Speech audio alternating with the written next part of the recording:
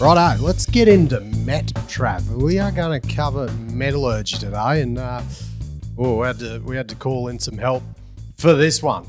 Mate, what are you talking about? You are a metallurgist. When you started asking questions about, right, what's the difference between gravity and cyanide, and I started explaining and then realised that, holy shit, there's some gaps in my understanding and knowledge here, and pretty much the whole thing. So we've actually employed the help of an expert metallurgist, and based on the theme of our show, we can't. Anonymity is the key to the mystery of money of mine. And can I tell you what I know about Met as just a finance guy? I know that if the Met's no good, you're stuffed. Pretty much. That's all I know. And if high percentage recovery is good. Yeah. Simple as that. Right. But what, is that all I need to know? Where is the grey areas? And I asked this gentleman, who is the most famous metallurgist in history? Like, if we're going to give, we've already doubted Mr. Spector as our lawyer assistants based on Mr. Harvey Spector. Doesn't watch Suits, but I've probably be insulted by it. So I found a book, the first ever book that was written on metallurgy. You'll see it on here. I think it was in like the 1500s by Georgi Agricole. So Mr. Agricole. Mr. Agricole is the metallurgist that's helped us out here. So now this is in relation to Gascoyne. They've put out their Met results for the Never Never deposit.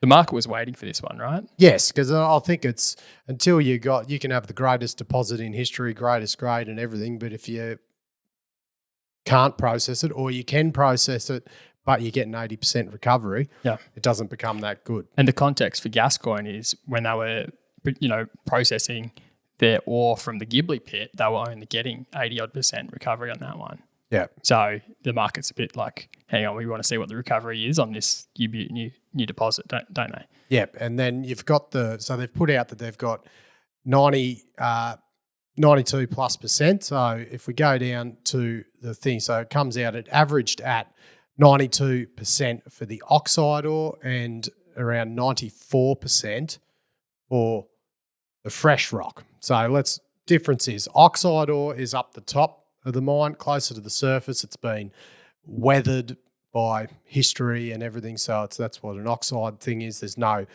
many sulfides or anything like that. It's very weathered and exposed, where then you've got fresh rock, which is down deep, solid in the ground, probably contains sulfides and other deleterious elements possibly. So gotcha. So you're a geo as well, mate. Is that what you... Apparently.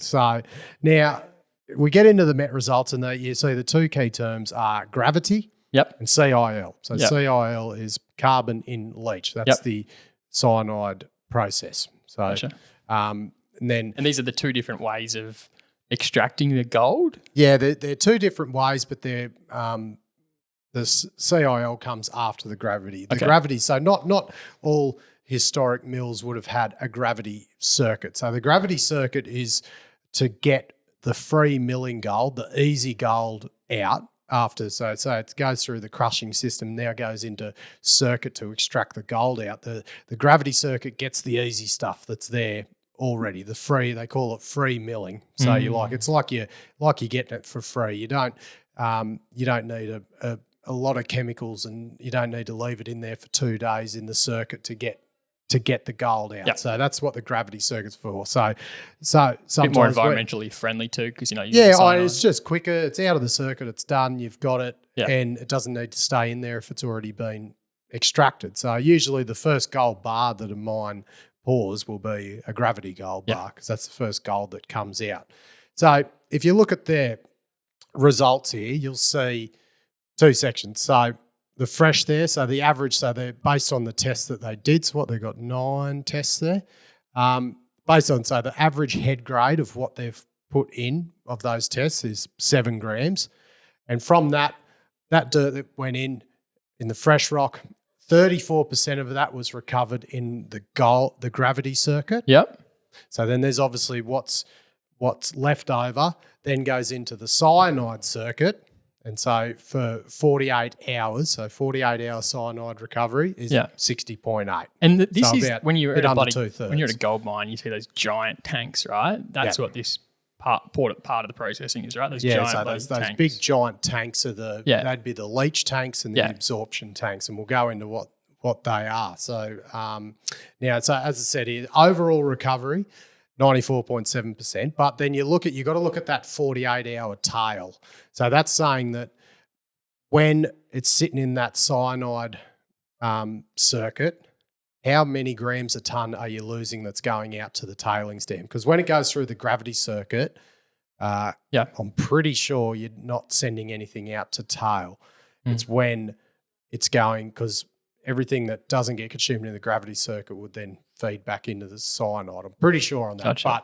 But I can't make any assumptions here because I'm usually bloody wrong. But I'm sure Mr. Agricole will get in touch and correct me. So they're losing 0.29 grams. Yeah, so per that's tonne. saying for that 7 grams, Yeah. you are losing the tailings that's going out, that's pumped to the tailings dam, the big storage area, that is grading 0.3 grams. So you hear of some mines that use historical tailings or go and reprocess tailings or use old tailings as a supplementary feed into the mill and things like that. That's because there is like a grade in the tails. Yeah.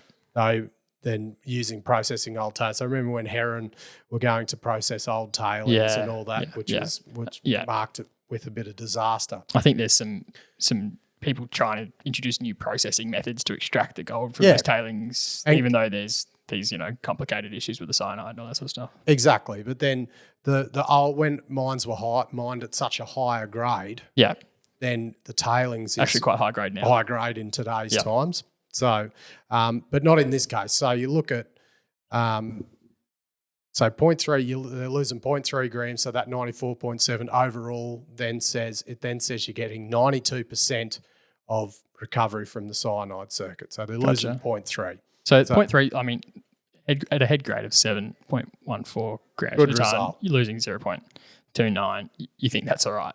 Yeah, so solid result if you're getting 94% recovery. So, and then because you go down to the oxide. So notoriously, oxide is easier to process because that's where I guess a lot of your free milling gold is. There's no sulfides there encapsulating it and all that. So your oxide's a lot easier. But oxide's closer to surface. Yeah. But it's because it's been weathered, so it's sort of a bit of work's been done on it already. But as I said here, like the oxide grade that they've processed here, so they're only losing 0.16 grams in the cyanide circuit for the oxide material, but the grade's only 1.59. Yeah, because there's never the good stuff's there. Yeah, but I think this is some of the oxide material close to the surface for Never. Yeah. But the high grade of Never is down deep. Is underground. Underground, yeah. Gotcha. So, because you see the only high grade 3 gram sample for the oxide material. Yeah. So, so they're the results. So let's go through the circuit. So you've got the gravity circuit, you've got the cyanide circuit. We'll start on the gravity. So now, gold is a very dense metal. It's heavy, very heavy for its volume. So the gravity circuit, the purpose of it is to take that heavier material, which is the free milling gold particles that are not contained within the sulfides, and they'll come out of they're called cyclones. It's where the cyclones bloody spin it all up, and it helps separate the different types of different material. Separates it based on particle size. Okay, yeah, and also separates it on density as well. So which is specific gravity and also particle shapes as well. So look, the cyclone overflow, that is what has been the material that's been ground up fine. It's a normal density, and it goes straight to the CIL circuit which is what contains the carbon and the cyanide. But then the underflow of the cyclone, which the other stuff that isn't in the overflow, so that is either coarse material or it's also the smaller material that is very dense. So that material, the underflow is what gets most of it gets sent back to the crushing circuit to get grinded down further. Then it comes back to go out of the overflow and into the cyanide circuit. But first it goes over this screen, the underflow. So that screen, it's like the number I've been given is 2.4 millimeters. So that coarse and dense material goes over this screen, and then the finer material which is you would assume the dense fine material. So based on gold being a very heavy metal, you would assume that finer material that's coming out of the overflow is what contains most gold, right? Because it's dense. So that material then falls through that screen and goes into the gravity concentrator. So what's a gravity concentrator? Well, a gravity concentrator's like a big washing machine. Oh yeah. So it spins it around. The heavy gold's called on the side of it. That's the free gold. They then get that ultra heavy stuff, smash it with cyanide in either an inline leach reactor, an ILR, or an acacia reactor. And so there's still cyanide used in the free milling process as well. Yes, but it just doesn't sit there for. That's how. Yeah, that's how they. But the time and the amount of cyanide, because the amount of material is a lot better than running it through the whole back end of the circuit. Yeah. Okay, so the purpose of it is it's quick. It's the first stage of the circuit. Uses a lot less chemicals. You don't need activated carbon, and we'll go on to what that is. And you don't need to leave it in the circuit for 2 days. So it's Then you got your. I can't confirm if it uses a lot less cyanide per amount, but I can't confirm that. You'd speculate it would, right? If it's not, you'd speculate. You would speculate because it's not staying in these big tanks. Yeah, and going through so many circuits to get it out. So I would assume you use a lot less cyanide. I thought you were a mining engineer, mate. Yeah, a lot of assumptions here. So now, the cyanide part of it. So say that's your gravity feed. So that's the so if you look at when it's gone through that circuit, the never ore, 34% of the gold has come out in that circuit. Yep. Okay, so now you're left with the rest goes to the remainder. Tanks. So that goes to the cyanide circuit. So I guess we should first explain. I guess we'll go through what cyanide is, but here's the basic process. So cyclone gold, the gold in the ore comes out the cyclone overflow. So remember, the underflow is where it goes to the gravity circuit. Overflow will then go to this leaching circuit. So gold, the cyanide is what dissolves the gold into a solution. Can I tell you, as a finance guy, what I know about cyanide? Well, it's not good. It's bad for environment. Yes. That's all I know. Yes, it's don't smell it. So then that gold in solution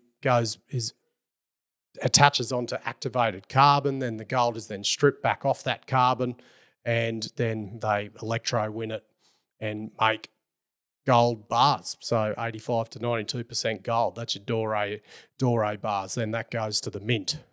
Gotcha. So like electro-winning, that's how they get this gold off the carbon is it's stripped off the carbon first into eluate, which is a hot concentrated cyanide. Then to get that gold out of that final concentrated cyanide, they electro-win it. So they pass an electric current through the solution and causes the gold to plate out on these steel wool cathodes. So I literally don't know this. This is amazing to me. So the gold, before it's a bloody bar, it's these little carbon-looking spectacles. Well, and we'll get because it attaches to the carbon. So that's how they extract it from the cyanide. So, because the whole purpose of cyanide is one of the few chemicals in the world that can actually dissolve gold. So I'm sure they'd use something less environmentally bad if they could. It must be the best option. So once it's actually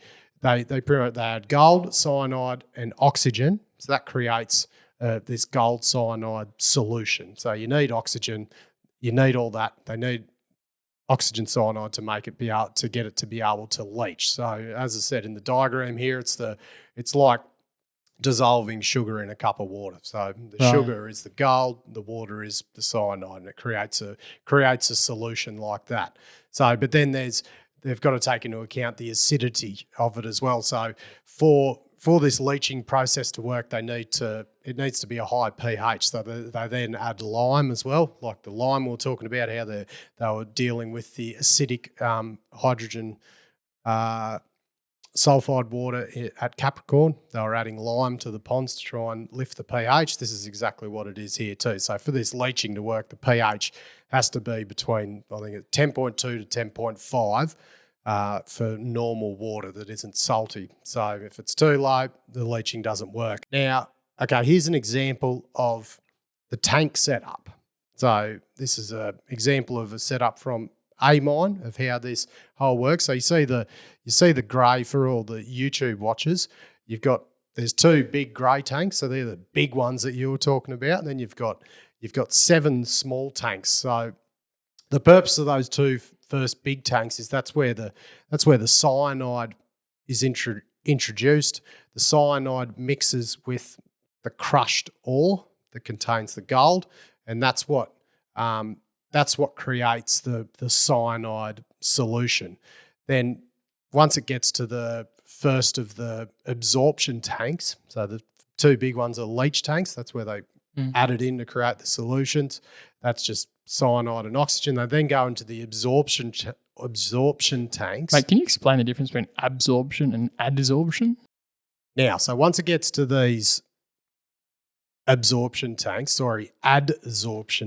not absorption, as you corrected me. There is a difference. So absorption means it all mixes together, I think, whereas adsorption means it sticks onto it. It's like it adheses. It adheses, yeah. Right. So it's an easy one to look at the pronunciation. I think I said absorption before, so it's actually adsorption. So that's where the carbon is put in, and the cyanide solution, the gold, attaches to the carbon. So, and that's where so you got the first 2 don't have carbon, the 2 big tanks, the 7 big ones after this in this example have the carbon put into it. So now, what's the activated carbon? So funnily enough, I found out this activated carbon is made from coconut shells. Right. Would have you thought that? What do you mean activated carbon? Okay, so what's activated? So this activated carbon, the purpose of it is it attracts to the cyanide, and the gold attract to it and latch onto it, and it has a very high surface area. So it's obviously very light and porousy. So, and all the solution mixes into it and attaches to it. So it says here that 1 gram of activated carbon has a surface area of in excess of 3,000 square meters. Oh, wow. That is bloody phenomenal. Because I think carbon's pretty light, isn't it? Yeah. So the per weight. Pencils. Yeah. So that is what it does. So it's saying that 1 gram of carbon can load up to 30 to 35 kilos of gold. That's pretty phenomenal. So that carbon, and you see in the diagram here, so you see the flow there. So you've got the slurry, which is the gold cyanide solution. That flows through the tanks in the left to right, 1, 2, and 3. But the carbon is actually put in the other way and flows against it. So which creates that movement interface for where the gold then attaches to the carbon. So when you see there's like these 7 tanks on site, they're not just trying to look cool by having more. There's a reason. Yes, and it would depend on the plant, the amount of feed, because there would be a time, you'd need a certain time in the circuit per the volume, and so many variables to make sure that you get all the gold out or as much gold out, and you're not sending it out to the tailings dam. So now if you look at, that's, I guess, the overview of the flow sheet, the process, a very, very non-metallurgical overview from someone. So be bloody kind in your comments. So never. So as I said here, they've averaged 92% overall recovery in oxide material and 94% in the standard gravity carbon in leach process sheet. So sorry, average 94. So in the standard gravity carbon in leach process, that's the flow sheet we talked about. The real question I have, mate, is do they have the plant as it is in Dalgaranga? Is it already configured to process in this way? Well, if you look at their comments, they say that their current 5-year-old 2.5 million tonne plant, so the existing CIL process plant flow sheet is well suited in its current configuration, right? So to process the never high grade material.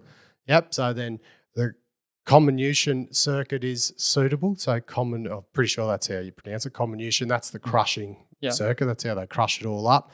So that's suitable with upgrades as indicated in the original Dalgaranga DFS. Gotcha. So they might need some upgrades that are highlighted in that DFS. But they've already been highlighted, so nothing new. But not much. No, gravity leaching, gold recovery, tailings and plant services are fit for purpose and only require minor refurbishment to start up. So, and then which you probably can expect after a care and maintenance period. So the existing CIL circuit capacity is adequate at the anticipated treatment rates. Okay, so there's a bit, we'll go through a bit in the next steps. So now I guess the comment before that is where you stuff that you probably got to look out for when you're looking at recoveries. So you've got overall gravity recoveries is 34% in 20% in the oxide and 34% in fresh material. So that good or bad? I think it's good that you can actually recover through gravity. Yeah. But you obviously want the higher the gravity, you want as much as possible. You want as much as possible. Yeah. So, but the fact you can get some out in the gravity circuit means it doesn't have to go in the cyanide circuit. Less cyanide, less carbon, lower cost. How does it compare to other gold mines in WA? Well, the standout that I've found here is Bellevue. Okay. So Bellevue's always a standout. This was pointed out by Mr. Agricali. I think was that how you pronounce it? I've forgotten the name already. Sounds right. Now, right. If you look at Bellevue's initial MET results they put out in 2020, so their overall gravity and leach recoveries of 97.8%. So they've got a lot higher recovery total. Yeah, but the real standout is their gravity component only. So their gravity component was 73.6 to 91.7. So that is saying that over 3/4 to nearly 90% of the gold comes out of the gravity circuit. So it's all free milling gold, or most of it is. And then if you look at and that saves money. Quicker to process. Yeah. So I would anticipate you be able to, I don't know if you'd be able to increase your throughput rate, but Bellevue are on a different scale. So I think they're only a bit over 1 million tonne per annum. So not as much as going through. They got grade on their side too, but good met to go with it. And then so if you look at their results, how they reported their results similar to how Gascoyne have, it actually shows how quick it came out of the circuit. So if you look there for, let's just look at Tribune. So they're 92% recovery. Mm-hmm. 92% of it was recovered by gravity. So that's a head grade of 21 grams. 92% come out of the gravity circuit. Then within the first 8 hours, it was at 99% of that was recovered in the cyanide. So that's saying it doesn't appear to be staying in circuit. And Gascoyne only report that 48-hour mark, which gives you the indication that it takes longer in the cyanide than maybe does here at Bellevue. So would you read that? Yeah, Gascoyne they've definitely reported it a bit different. So they've reported on 48 hours only, whereas Bellevue have shown how quick it gets into a higher recovery over these 8-hour increments. So look, you could interpret that it takes longer for Gascoyne to recover it in the cyanide, but because they haven't reported the 8 hours, so you could say it takes them 48 hours to get it to that higher recovery level, or because they haven't reported it in that 8-hour increment, they could actually be getting to that 94% recovery quicker than 48 hours, which would be a positive. It just looks like they've gone for 48 hours, chucked it in, see what we get after 48, but they could actually be getting there earlier, but we don't know because I guess the data isn't there. They haven't reported it in those 8-hour increments like Bellevue did. So it's Bellevue appears to be a real standout in terms of how much they can recover through gravity, and which is great for their milling, great for their recovery, especially if you're getting an extra 4% recovery over on a 10-gram ore body. It's going to be 10 gram resource. Sorry, it's going to be very favourable. So, Matty, you had a fun fact for me about refractory ore bodies today as well. I didn't know about. Well, refractory is like the term, and this is something Mr. Agricole has confirmed for me, which I was on always had it in my head. Oh, refractory, that means it's fully encapsulated in sulfides, needs to be needs to be burned off. But I'll tell you what, I think of refractory as a finance guy, mate. No good. No good. Like cyanide. Capital. You need capital. Well, I guess the term for the definition of refractory is like refractory gold is a gold that doesn't respond to cyanide treatment. Yeah. So I guess the best way to talk about what a refractory is let's use a pistachio nut as an example, Travis. Yeah. Like you've got this green nut, that's your gold. Yeah. And then you've got this shell around it, which can be a sulfide, it can be a arsenic. Now, because you look at here, so Gascoyne have made a comment, no material or significant recovery issues from any deleterious elements, that's other elements, copper, lead, zinc, nickel, or arsenic in the high-grade material. Because what happens with arsenic, so arsenic can actually, if you have a high arsenic content, that arsenic can just form this covering around all the fine gold particles, and you can crush the living shit out of it down to the finest particle ever, but you still can't fully expose the gold from all the arsenic and the other deleterious elements. So the best way to explain it is a pistachio nut. So you've got, that's covered in that shell. So you put that through the crusher, you put a shitload of pistachio nuts through the crusher, some have already been cracked right open and exposed. Put it through the crushing circuit, it comes out, and then even after all that crushing and everything, you're going to have some that are just fully exposed, shells gone. So that's what would go into your gravity circuit. That's free milling, doesn't need much crushing. It's straight out of your gravity circuit. Then if you go through your ones that are, I guess, mostly ripped open, chuck them through your cyanide circuit, and then the cyanide and the carbon will attach to those, and it's all open and there, and it's got the room to attach to it, and it pulls all the gold out. Whereas a refractory ore body means that even after all that crushing, you've ground them down so fine, those nuts, which are the gold, are still fully encapsulated inside that pistachio nut. The shell's still on it. The shell's still on it. It's like you haven't even cracked it. So you can pump as much cyanide and in there and bloody shitloads of carbon to try and get it, but it just doesn't have an entrance to get it out of that shell. So, and that's what high arsenic can do.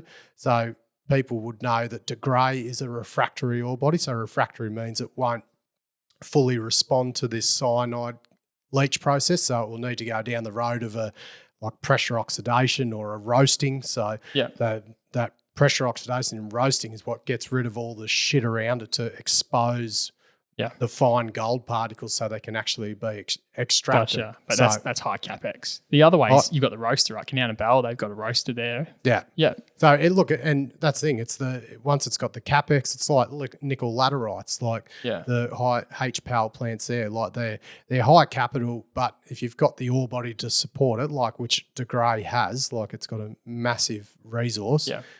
Then you justify it. Yeah, it can justify the capital. Isn't a super pit refractory, but they just grind it really, really fine? Yeah, I'm not sure. I think it is. Yeah, there you go. I'm sure there's mixture of refractory and free milling. Yeah. Yeah. But then I think it's once you're like true refractory is when you grind it that bloody fine, and that's still not enough. Then it's that. Yeah. Yeah. So then then another term they used in here, no material or significant recoveries issues from any preg robbing.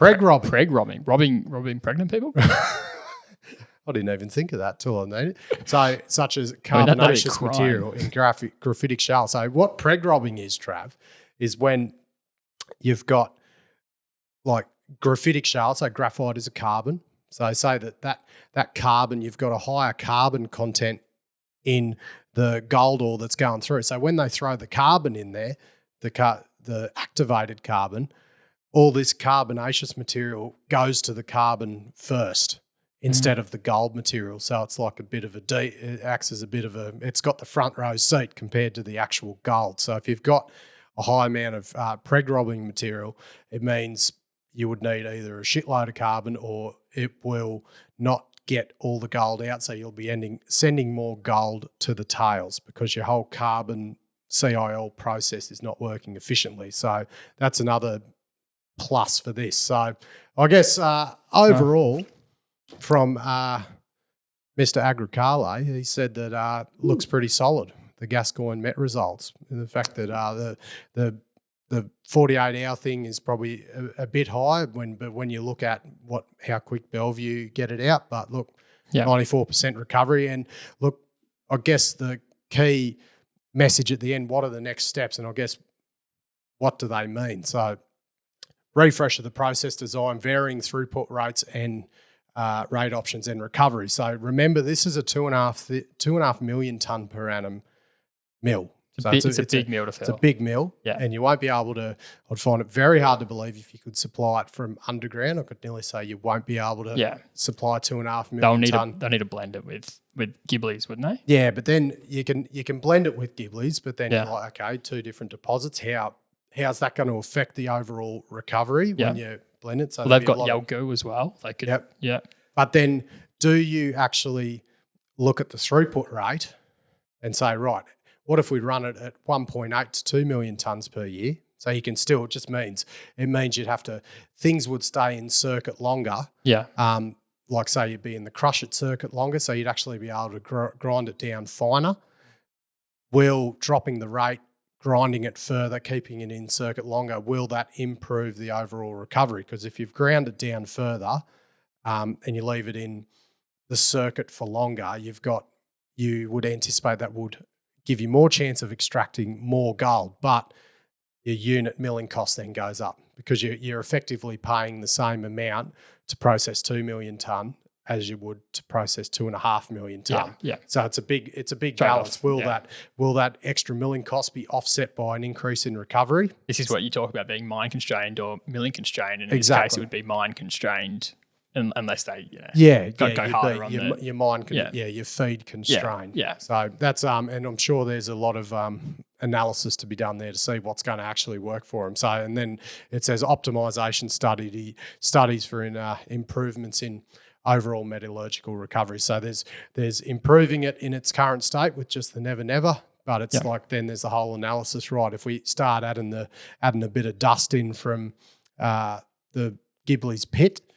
Will that extra throughput, would it be a detriment? Will it work out? So I guess that's what we've got to wait for. And there's probably regional consolidation opportunities there too. If you got better blend results than Gibleys, which is all that's caused a bit of trouble from a recovery sense. I wonder if blending it with other stuff that's not currently in the Gascoyne portfolio makes more sense too. And I think that's I guess we all need to consider that when you're talking about regional consolidation or toll treating agreements. Like just because there's a mill close by, the mineralogy of that dirt might be a detriment to the client's milling. Like because when you all mix it together, it might actually it might have a high arsenic or something. It might introduce issues to their own recovery. So you would think that not every gold can just go to one mill. It might be, depending on the mineralogy of each separate deposit, will they work together? It's something that needs to be, that I'm sure is